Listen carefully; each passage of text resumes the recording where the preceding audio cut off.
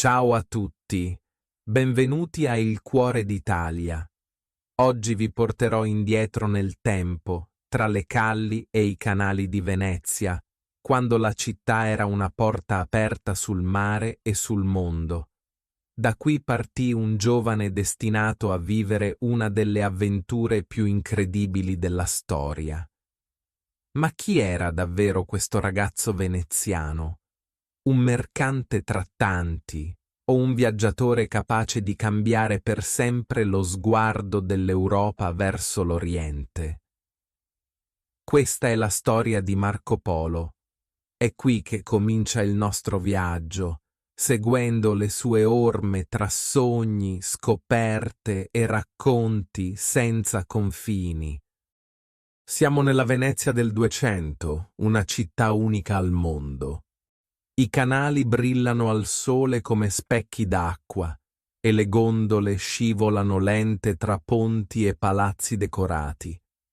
Le navi mercantili entrano nel porto cariche di merci preziose, sacchi di pepe e cannella dall'Oriente, rotoli di seta lucente dalla Cina, stoffe colorate dall'India, oro e pietre rare dal Medio Oriente. L'aria è piena di profumi forti e diversi, l'incenso bruciato nelle chiese, il vino versato nelle taverne, il pesce fresco appena scaricato dalle barche. Nelle piazze si incontrano uomini di tante lingue, greci, arabi, genovesi e veneziani trattano affari, scambiano monete, discutono di rotte e di guadagni. Venezia non è solo una città, ma un crocevia del mondo. È qui che nel 1254 nasce Marco Polo. La sua è una famiglia di mercanti. Il padre Niccolò e lo zio Maffeo conoscono già bene le strade del mare e i commerci con l'Oriente. La madre, di origine veneziana, appartiene anch'essa a una famiglia legata al commercio. In casa, fin dall'inizio, Marco sente parlare di viaggi, di merci lontane, di mari e di deserti. Cresce in un ambiente dove ogni oggetto racconta una storia, una moneta che arriva da Bisanzio, una spezia dal colore intenso, una stoffa che nessuno aveva mai visto prima. Quando è ancora piccolo, però, la madre muore. Questa perdita lo segna profondamente. Marco diventa più silenzioso, riflessivo, attento.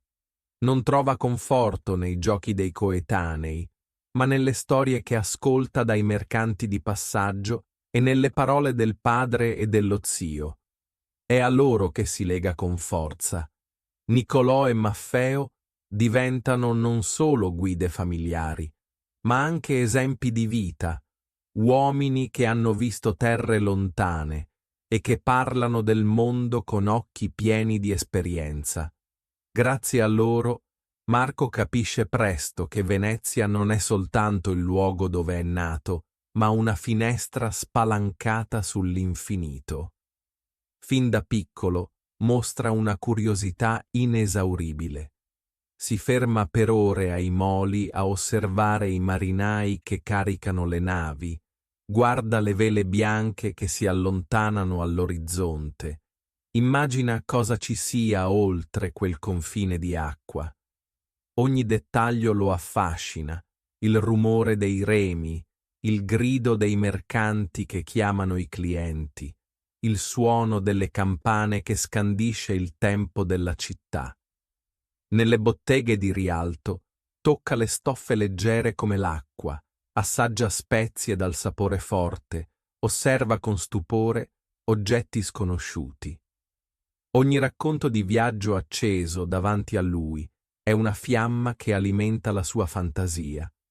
Deserti sconfinati, città dalle mura dorate, montagne coperte di neve, mari immensi che non finiscono mai.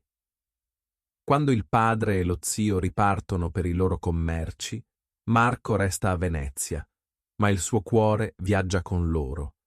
Sogna di seguirli, di vedere con i propri occhi i luoghi di cui parlano. Nei suoi pensieri, l'Oriente diventa una promessa, una meta lontana che lo chiama sempre di più.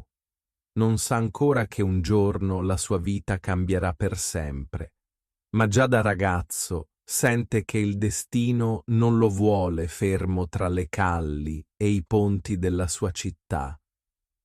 Venezia gli dà tutto: il respiro del mare, il coraggio del commercio, la certezza che ogni orizzonte può essere superato.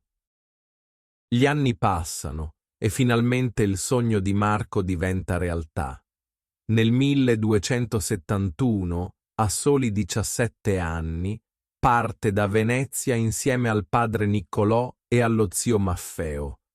Non è una partenza semplice. Lascia le calli rumorose, i canali pieni di gondole, i volti dei parenti e degli amici. Sa che forse non li rivedrà più. È un momento pieno di emozioni, paura, ma anche entusiasmo.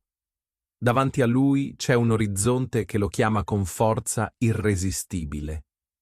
La prima parte del viaggio avviene per mare. Le navi mercantili li portano fino ad Acri, nel Mediterraneo orientale, una città viva di commerci e di genti diverse. Da lì, però, inizia la sfida più grande: il cammino via terra.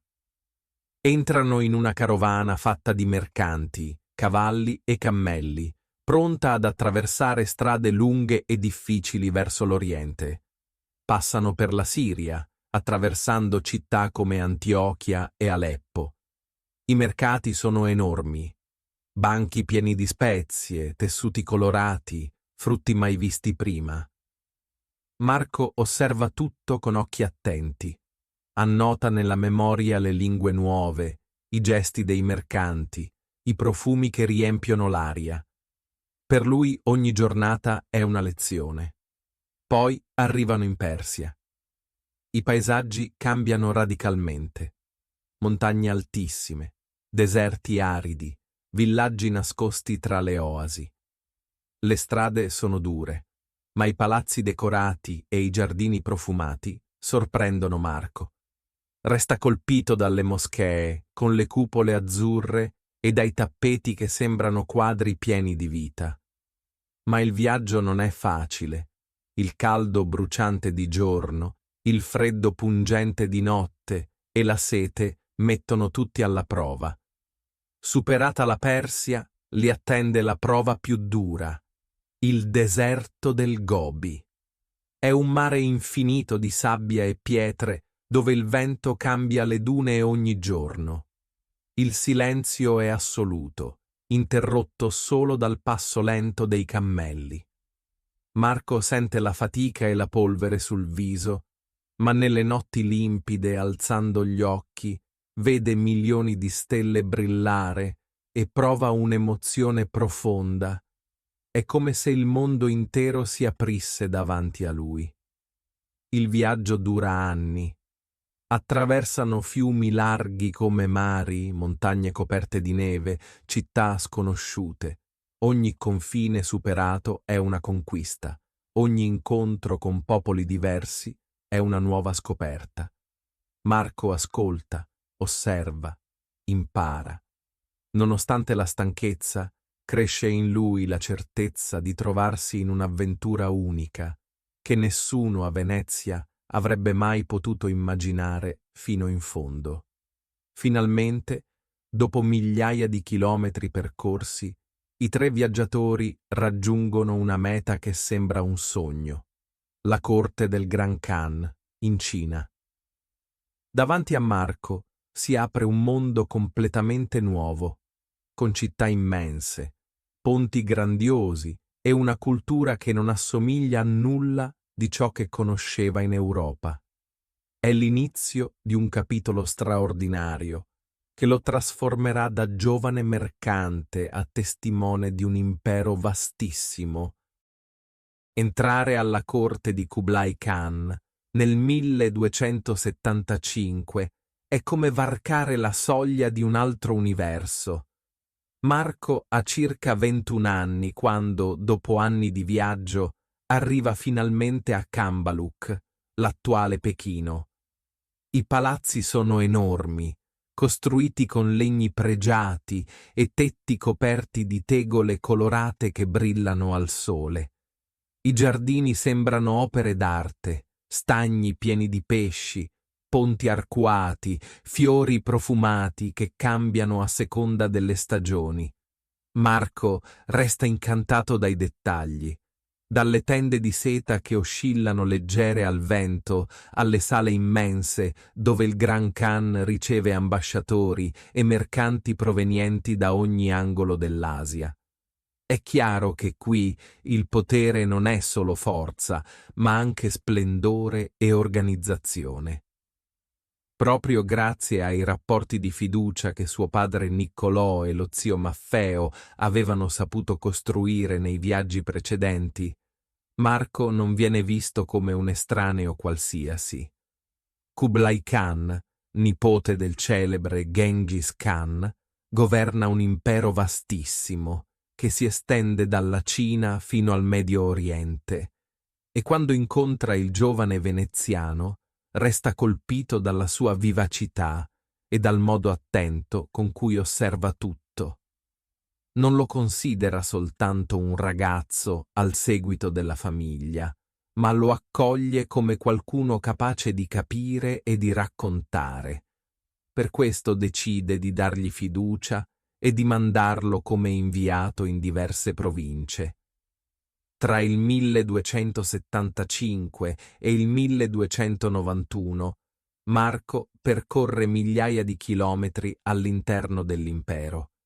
Viaggia con le carovane, attraversa fiumi larghi come mari, visita città sconosciute e descrive terre che sembrano uscite da una fiaba.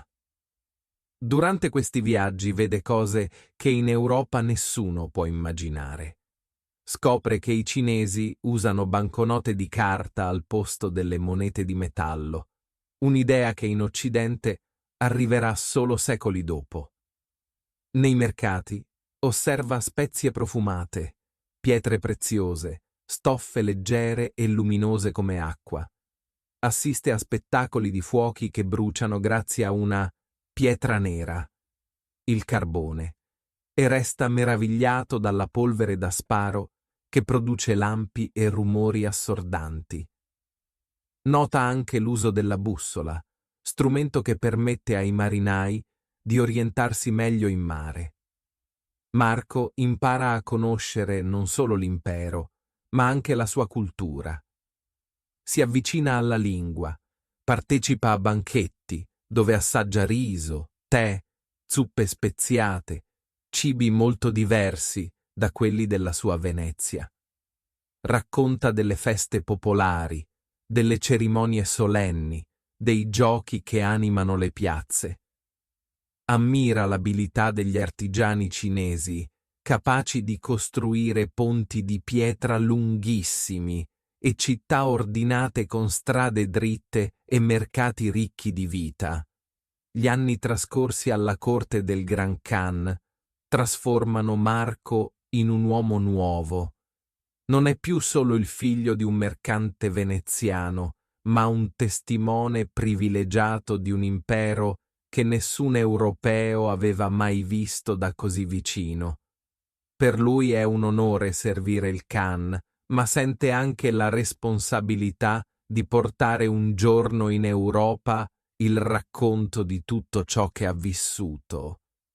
Dopo quasi 24 anni trascorsi lontano da casa, nel 1295, Marco Polo decide di tornare a Venezia insieme al padre Niccolò e allo zio Maffeo. Ha ormai più di 40 anni e non è più il ragazzo che aveva lasciato le calli della sua città. Torna come un uomo che porta sulle spalle l'esperienza di mondi immensi. Il viaggio di ritorno è lungo e difficile, in parte via mare e in parte via terra, tra tempeste, malattie e soste in porti sconosciuti. ma alla fine le navi veneziane li riportano in laguna. Venezia, che non li aveva più visti da giovani, quasi non li riconosce.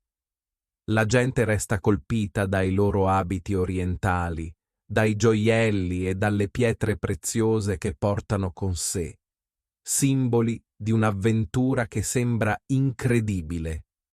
Si racconta che, per dimostrare la verità del loro viaggio, i Polo aprirono le cuciture dei loro abiti e fecero cadere gemme e tesori nascosti. La folla rimase senza parole davanti a quella ricchezza inaspettata. Ma la vita nella città non concede pause. La Serenissima Repubblica di Venezia in quegli anni è in continua lotta con Genova per il controllo dei mari e dei commerci. Anche Marco, ormai uomo di esperienza e cittadino rispettato, prende parte a questa rivalità. Nel 1298 partecipa a una battaglia navale, ma la fortuna gli volta le spalle. Viene catturato e portato prigioniero a Genova. È un destino sorprendente e quasi crudele. Dopo aver attraversato mezzo mondo da uomo libero, ora si ritrova chiuso in una cella. Eppure, proprio lì, tra le mura fredde della prigione, inizia un capitolo inatteso della sua vita. Condivide la cella con Rustichello da Pisa, autore di racconti cavallereschi, e tra i due nasce un dialogo destinato a cambiare per sempre la memoria dei suoi viaggi. Marco, che ha dentro di sé un tesoro di ricordi, inizia a raccontare. Non ha libri, non ha mappe, ha solo la memoria. Giorno dopo giorno descrive deserti infiniti, città grandiose, palazzi coperti d'oro, usanze e feste di popoli lontani. Rustichello ascolta, scrive, riorganizza. Le parole del viaggiatore veneziano diventano pagine, le pagine diventano un libro. Nel 1299 nasce così Il Milione. Questo libro non è solo un elenco di luoghi, ma un ponte tra mondi. Racconta di Cambaluc, l'attuale Pechino, delle immense ricchezze dell'impero, delle invenzioni sconosciute all'Europa come la carta moneta, la polvere da sparo, i ponti di pietra che sembrano infiniti. I lettori europei, abituati a città molto più piccole e a un commercio limitato, restano sbalorditi. Alcuni credono, altri dubitano. Molti lo accusano di esagerare, altri pensano che stia inventando. Ma è proprio questa miscela di meraviglia e incredulità a rendere Il Milione un'opera unica. Il libro si diffonde rapidamente, copiato a mano e tradotto in molte lingue. Passa di corte in corte, di monastero in monastero, e diventa una delle opere più lette del Medioevo. Non è un testo filosofico né un poema epico. È la voce di un uomo che ha visto e vuole testimoniare. Marco stesso dirà che non scrive per vantarsi, ma per raccontare ciò che i suoi occhi hanno osservato. Per secoli mercanti e navigatori troveranno in quelle pagine una guida, un'ispirazione e, in qualche modo, una promessa. Si dice che Cristoforo Colombo avesse con sé una copia del Milione durante il suo viaggio verso le Americhe, annotando persino delle note ai margini. Questo dettaglio ci fa capire quanto profondo sia stato l'impatto delle parole di Marco. Non erano soltanto ricordi di un viaggiatore, ma una scintilla capace di accendere nuovi sogni e nuove scoperte. Marco Polo, partito da Venezia come figlio di mercanti, era riuscito a trasformare la propria vita in un ponte tra mondi lontani. Con la sua voce aveva dato all'Europa occhi nuovi per guardare l'Oriente, lasciando in eredità non solo un libro, ma un modo diverso di pensare il viaggio, la conoscenza e l'Italia stessa come terra di curiosità e di incontri. Le sue pagine hanno acceso la fantasia di generazioni di viaggiatori, hanno guidato mercanti e navigatori e hanno ispirato sogni che sarebbero diventati nuove scoperte. Ancora oggi il suo nome è legato all'idea di esplorazione e di avventura e per molti rappresenta la prova che la curiosità può cambiare la storia. Venezia gli diede le radici, l'Oriente gli aprì le ali e insieme hanno fatto di lui uno dei simboli eterni del dialogo tra culture.